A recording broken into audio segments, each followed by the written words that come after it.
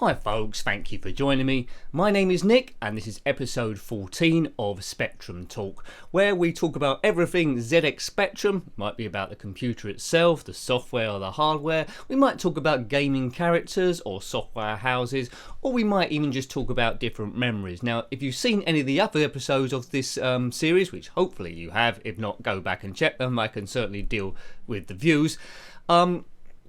We've had a look at the MK14, the very basic motherboard of the Spectrum, then going from the ZX80 to the 81, the 48K, and it progressed all the way to the 128K when then Sinclair Research was bought by Amstrad. So the Spectrum was absolutely huge, and most notably it really took fire in the ZX Spectrum 16K, 48K period with the rubber keyboard. At that point, it was a bit of a wild west of gaming. There was the ZX Spectrum there, the Commodore 64, and the Amstrad CPC, and their range were actually vying for the market to make as much money as they possibly could. The ZX Spectrum, as I say, 48K really took hold to a point where, because computers were just basic and other companies thought they could make them, there was a big market for like clone Spectrums, and I'm quite surprised at the amount of clone computers I've actually managed to find during my research. Because of course, if you could produce another computer that could run the Spectrum software, so understood basic, coded by Sinclair Research, you could have a big hit on your hands if you can play Spectrum games on a cheaper computer. Then you're going to save money and people are going to flock to that. Now, most of these unofficial clones come from Russia and Eastern Bloc, which I'll run down the list in a moment. But there were some official clones which we're probably going to talk about mostly in this video, and they were the Timex or Timex Sinclair 2048, Timex Computer 2048, and again the Evolution, the Timex Sinclair 2068 and Computer 2068 will cover. They were mainly there to support the US market, Argentina, Poland as well, I think, and Chile. So they had the odd places dotted around. But before I come to those, I will just read down the list of unofficial clone ZX Spectrums, companies that were trying to take a piece of the action and make some money fast while the going was good. The compatibility of these systems with the software would have been variable. Some would have been a lot higher than others. The failure rate of the computers would have been as well. Many of these I don't have pictures for. We might come to a future ZX Spectrum talk where we might cover the ones that I can find pictures for, because a lot of these I'd never heard of. A lot of them are from Russia. Now, when I go down the list, if you have heard of any of these or you did own some, then of course let me know and tell me what your memories of that system were. So, the first one, they're all in alphabetical order this, so you can sort of like judge how far we got through. So a deep breath. We've got the ATM computer. No, that wasn't based on a cash machine. That was actually ATM. We'll just go down briefly. I won't explain exactly who made them at all. Maybe we'll do that a bit later on. So there's AZX Nostrum, the Baltica, the Best 3, the Biam ZX Spectrum 48, the Cobra, the CIP03. Heard of any of these? I certainly hadn't. The Composite, the Delta 5-128, and the Delta 5A and Delta 5B. The Didaslick, I'm sure I've written that down wrong. There couldn't be anything called a Didaslick, should there? The Dubner 48K, the LRR, the LO 800 Junior, the Felix HC Sinners, the Grand ROM Max, Grand Board 2X, Harlequin. Now, reading through these, it makes me think, what would I have called my computer if I was cloning it? I fancy having a go now. I'm guessing most of these were junk. And we've got the HT3080C, the Hobbit, a Spanish one called the Invest Spectrum 48K Plus, the Jet, the K1024. I mean, if you had all these in a museum, they'd be worth quite a bit of money, I think. The Kragnos, the Crispin, the Kavorum series, Leningrad, that must be one of the Russian ones, Master K, Microdigital TK90X and the Microdigital TK95, the Mistrum, the Moskva, the Nafinja, the Pentagon. Now, I have actually heard of a Pentagon, or maybe I'm getting it mixed up with the actual processor chip. I think I'm getting it mixed up with a processor chip, aren't I? Yes. And the Peters MC64, Peters 256, the Robic, the Profi, the RR Spectrum, the Salteco or Saleco 002, the Scorpion, the Server Nord, the Synthes, the Spectral, the Spectre 48, the Sprinter, the Symbol, the Tim S, and the ZX Next. Now, the ZX Next is nothing to do with the Spectrum Next, which is out next month at time of recording.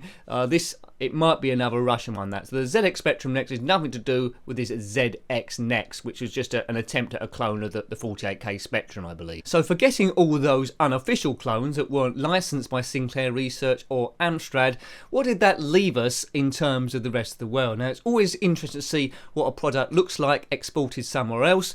They make small changes to appeal to that different market, and as I say, it is a good historic interest to look at that. So there's only really two computers that fall into that category, although they were given slightly different names for different markets. We'll start on the Timex or Timex Sinclair 248. Now I've got a picture of this one, so I will put it up next to me there. Essentially, it can do everything the 48K did, but the keyboard was slightly changed. Now, it was released in 1984, so, you know, almost an identical time to the ZX Spectrum. It's released by Timex North America, which are a branch of the Timex Corporation. It had a constant joystick interface, allowed additional video modes, and was compatible with most 48K systems or software, but it wasn't 100% compatible. This sold mainly in Portugal and Poland and sold over 10,000 units. So it was a success in terms of back then. Didn't sell as many as the traditional ZX Spectrum, but I don't think they would have expected it to do in that sort of market.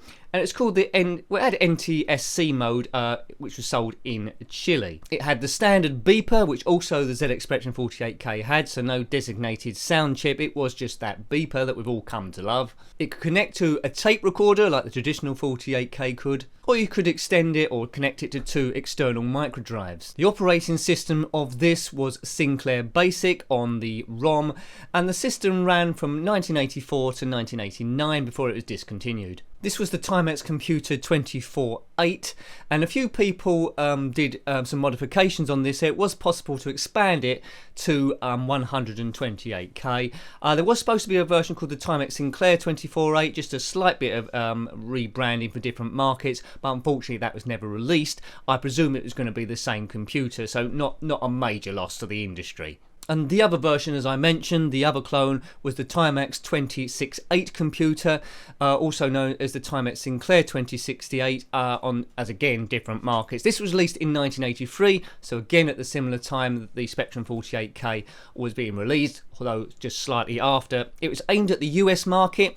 In Poland, this computer was known as the Computer, spelled with a K, 2086. It was more often referred to as the Timex computer in Argentina. To be truthful, it's more often known as the Timex 2068 computer in Argentina and Portugal, and in the US it was known as the Timex Sinclair 2068. Essentially, though, it was the same computer and run from a similar time span to the 2048 from 1983 to 1989. So what was the main differences of this system over the other clone I just mentioned? What was different between the 2068 and the 2048? Well, it had a number of other features added to it, which was starting to get towards the 128K Spectrum, and a few of the features the 128K Spectrum in the UK actually adopted.